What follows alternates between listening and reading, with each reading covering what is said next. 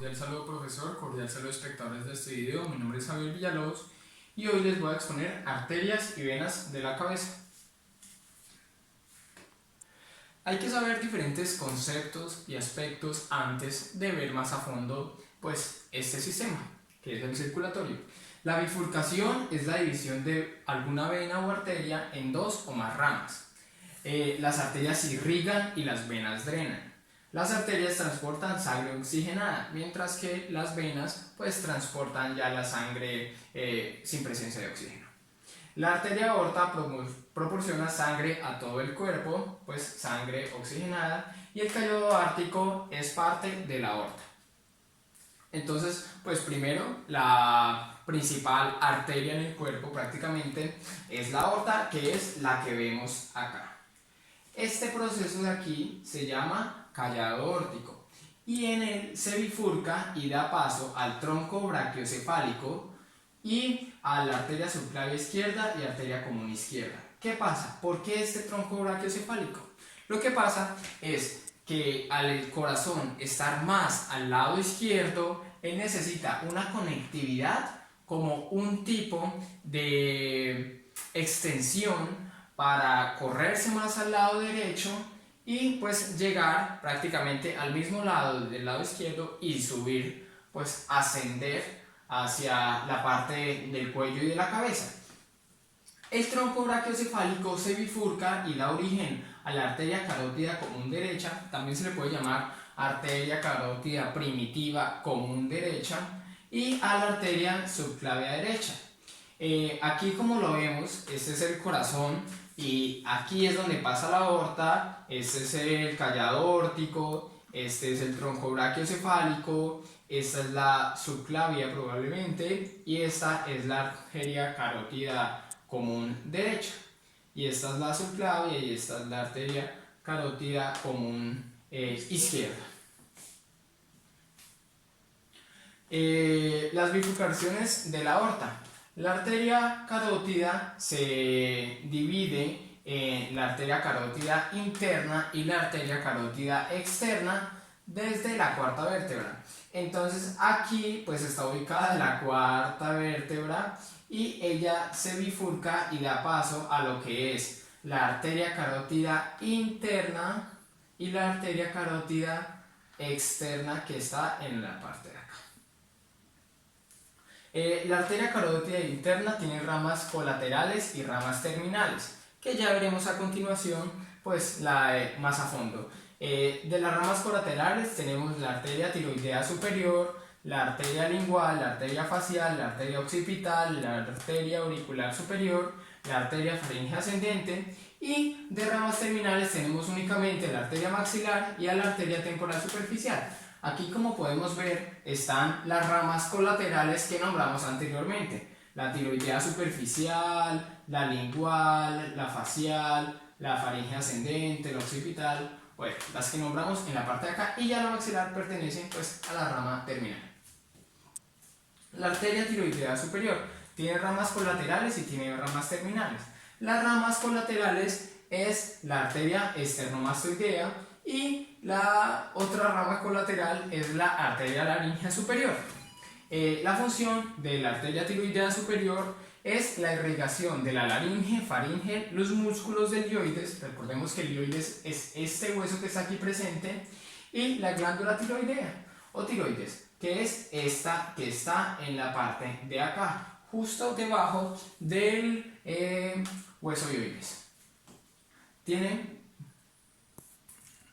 ramas terminales, que es la rama terminal interna, externa y posterior. Y aquí pues se logran observar pues la arteria tiroidea superior, que es la que nosotros encontramos aquí. Arteria tiroidea superior es esta de aquí, como les comentaba, irriga la parte de acá.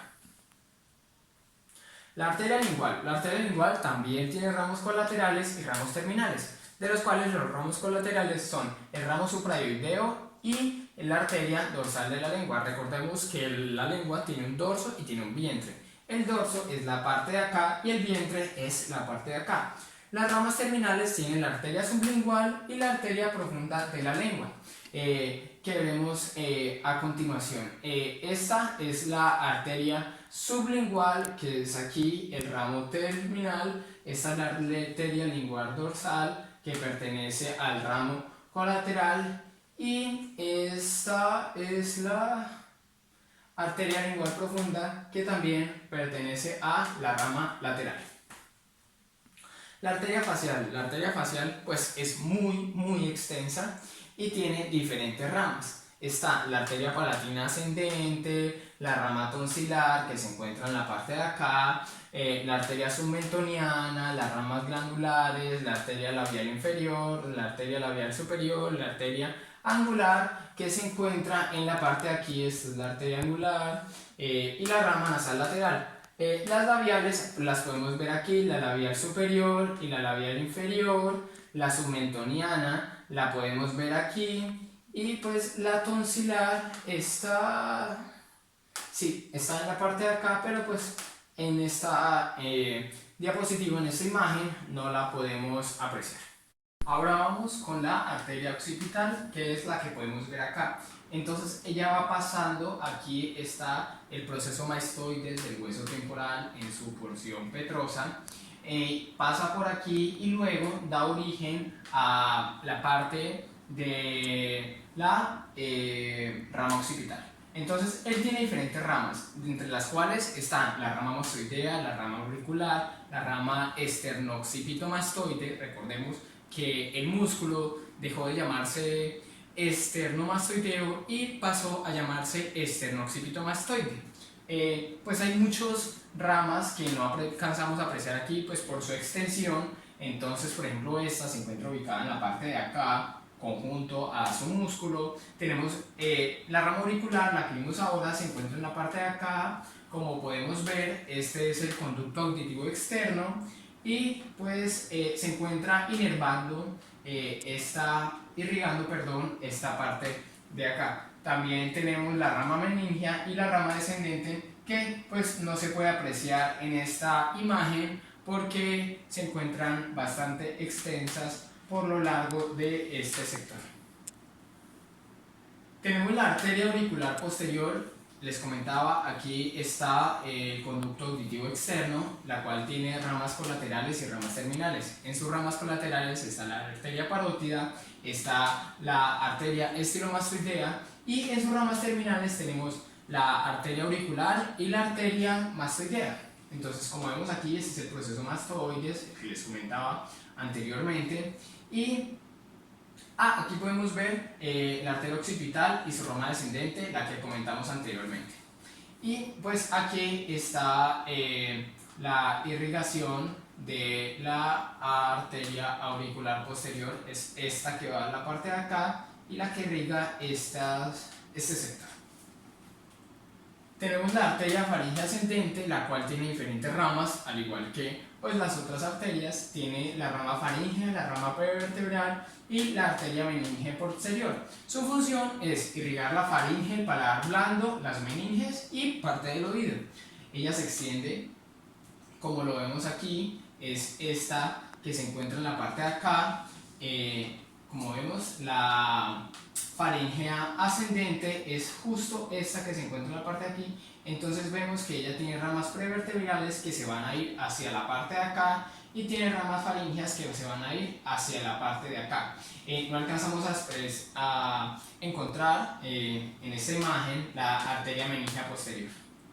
Ahora pasaremos a lo que corresponde a las ramas terminales de la arteria carótida externa. Entonces empezamos con la arteria maxilar, la cual tiene bastantes ramas, las cuales son las ramas ascendentes, las descendentes, las anteriores y las posteriores, de las cuales en las ascendentes está la arteria timpánica anterior, la arteria meningea, la arteria meningea menor, la arteria temporal profunda, la temporal profunda anterior, en cuanto a ramas ascendentes. En ramas descendentes encontramos la arteria alveolar, la arteria masentérica, la bucal, la pterigoidea, la palatina descendente, y en ramas anteriores tenemos la alveolar, la infraorbitaria, y en ramas posteriores tenemos la del canal pterigoideo. Recordemos el proceso pterigoides del hueso esfenoides, y la arteria pterigopalatina. En esta parte no podemos apreciar todas, pero sí están por ejemplo, las del pterigoides, está la pterigopalatina, la esfenopalatina y la palatina mayor.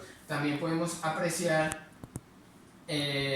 la meningia menor, la meningia media y la masseterina. Esta es otra que pertenece a la terminal de la arteria carótida común y es la arteria temporal superficial, la cual tiene ramas terminales y ramas colaterales. De las ramas terminales tiene la rama parietal y la rama frontal, y de las ramas colaterales tiene diferentes arterias, las cuales son la arteria facial transversa, la arteria cigomática orbitaria y la temporal media. Entonces, de las ramas colaterales podemos destacar la arteria cigomática orbitaria, que la vemos aquí, esta es la arteria carótida externa, recordemos. Entonces, como podemos ver aquí, este es el arco cigomático, esta es la parte anterior del cráneo, esta es la parte posterior. Entonces, se va hacia la parte anterior del cráneo hasta dar con el hueso occipital. Tenemos también la arteria labial transversa, o también llamada facial transversa, que se desprende, se bifurca cerca a lo que corresponde a la articulación temporomandibular y va hacia la parte anterior e empieza a irrigar la parte correspondiente a lo alveolar de la parte de acá. Y tenemos también la arteria temporal media, que es la que encontramos aquí, que se bifurca ya en la parte de la porción petrosa del hueso temporal y va más de la parte anterior y ascendente, como la vemos aquí, y irriga el músculo temporal. Ya vamos a ir, pues pasamos de la arteria carótida externa, ya vamos con la arteria carótida interna, es la que irriga el interior del cráneo, a través del foramen magno. Recordemos que el foramen magno es el foramen más grande que se encuentra en el cuerpo humano y tiene 4 porciones. Esta arteria carótida interna es muy importante a todo lo que corresponde con la irrigación del cerebro. Entonces tenemos la porción cervical, la porción cavernosa, la porción petrosa y la porción cerebral, que al mismo tiempo también se dividen. La porción cavernosa se divide en ramas cavernosas, ramas hipofisiarias y ramas meningias. La porción petrosa se divide en la arteria cólico-timpánica, la arteria pterygoidea, y la porción cerebral se divide en la arteria oftálmica, la arteria cerebral media, la arteria cerebral posterior, las arterias comunicantes posteriores y la arteria coroidea. Entonces, como vemos, esta es la arteria carótida externa y esta es la interna. Empieza aquí y la que vemos aquí es la arteria vertebral, que pues ya veremos después. Como ramas de la arteria carótida interna encontramos la arteria cerebral anterior, la arteria cerebral media, la arteria cerebral posterior, la arteria comunicante posterior, la comunicante anterior, la coroidea anterior, la oftálmica y la hipofisiaria. Recordemos, esta es la arteria carótida interna que empieza a armar aquí y tiene sus diferentes ramas colaterales que van irrigando todas las partes de acá. El polígono de Willis, como lo es el polígono de Willis, es un conjunto de arterias que se ocupan de irrigar el cerebro. Entonces, ese lo vemos aquí, él no es de este color, sino que se le echó una tintura para que se pudiera apreciar. Entonces vemos que la función es irrigar con muy pequeños también capilares todas las bases del cráneo, pues para que él esté bastante sostenido por la sangre y tenga mayores procesos curativos gracias a ella.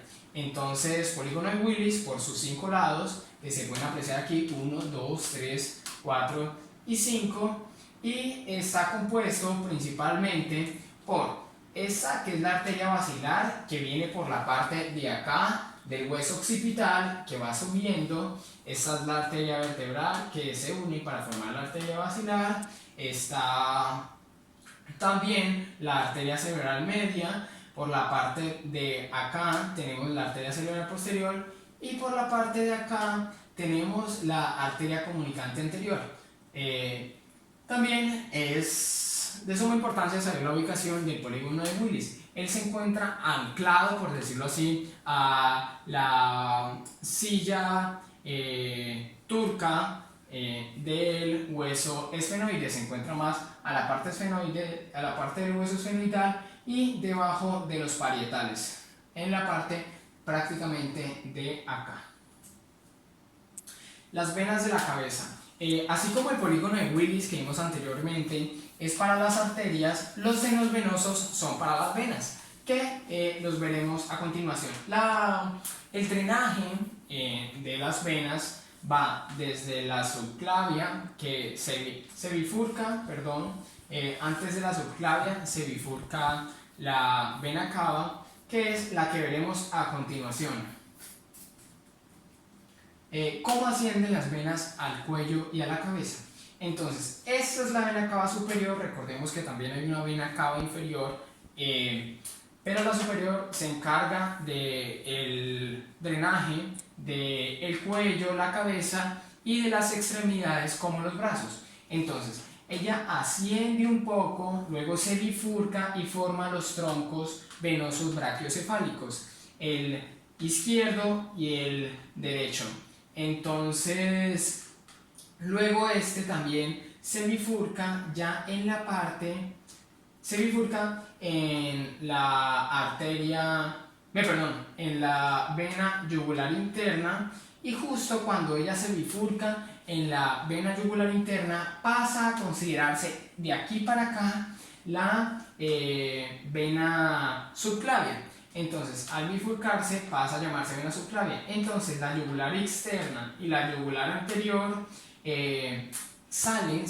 son una bifurcación de la vena subclavia derecha o izquierda respectivamente. Y gracias a la vena yugular interna, pues sube y forma lo que son los senos venosos, y la yugular externa, la yugular anterior, se ocupan de drenar la parte exterior del cráneo y del cuello.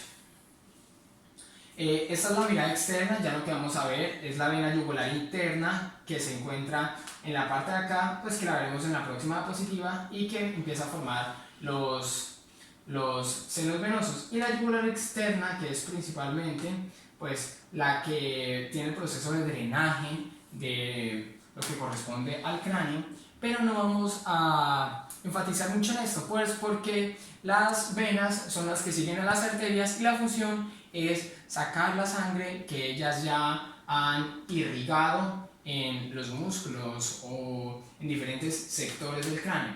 Algo que hay que resaltar es que hay venas pues que no tienen el mismo nombre que su arteria.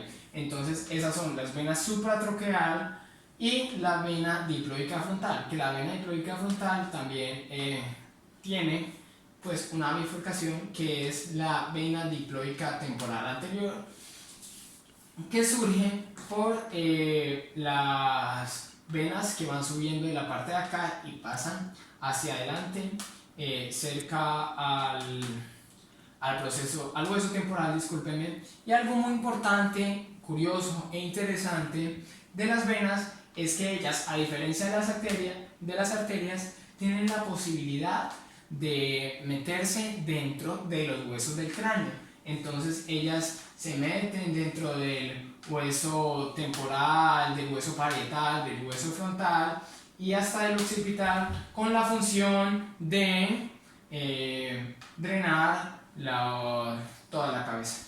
Tenemos una mirada interna. La mirada interna pues va a ser ejecutada por la vena yugular interna, la que va a formar los senos venosos, de entre los cuales están los senos sagital superior e inferior. El seno sagital superior es el que vemos en la parte de acá, el cual se encuentra debajo de los parietales y en la parte posterior del hueso frontal, en su parte superior, y en su parte inferior se encuentra en la parte de acá, cerca al hueso etmoides. Tenemos el seno petroso superior e inferior correspondiente aquí. Este es el seno petroso superior el de la parte de acá, y el seno petroso inferior es el que se encuentra en la parte de acá. Este es el seno cavernoso, ambos se encuentran unidos a lo que corresponde al seno cavernoso, pues que es este de acá.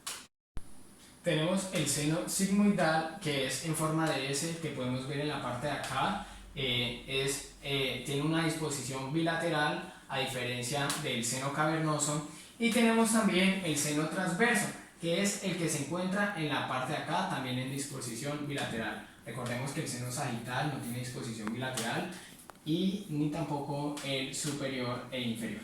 Tenemos el seno recto por último, que es el seno que se encuentra en la parte de acá, es este que está aquí, y él no está dispuesto en una posición bilateral, ya que únicamente hay uno, es el que podemos ver en la parte de acá. Y esta es la bibliografía de las imágenes, y esta también es la bibliografía de las imágenes. Espero haberme hecho entender y muchas gracias por ver el video.